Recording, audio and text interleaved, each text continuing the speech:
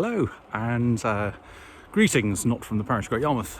This is a rector on holiday, this is, and it's Sunday afternoon, and my family and I had a few days away in the Netherlands, in Holland, in the Drenthe region. It's sort of kind of a quiet rural backwater up in the sort of the northeast of Holland. A bit like going on holiday to Lincolnshire in some respects, I suppose.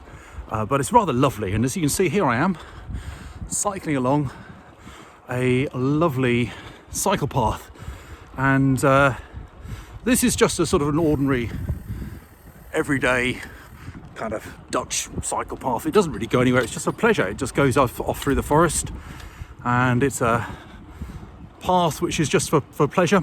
And it's a Sunday afternoon, as I said. I've been out cycling, and there's all sorts of people. I've noticed actually I'm at the age of 50, I'm probably just about the youngest person I've seen this afternoon.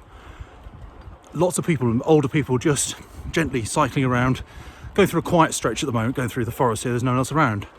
So I thought I'd just take a moment, just have a little chat with people like this.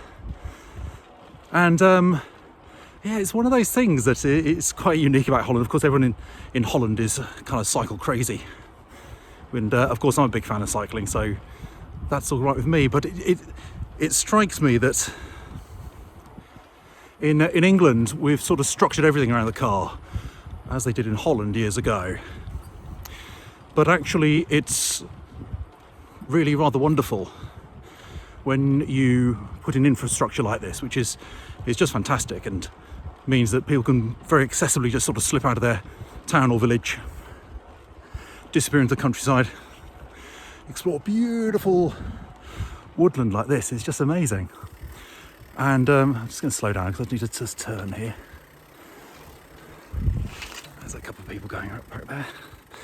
There's a little place here where people come and they get on their motorbikes and go whizzing around mountain bike trails. It's another lovely thing. And yeah, as I was saying, it's just the way that the cycle paths that we have in the UK often seem really quite sort of stop and start. They're very urban as well.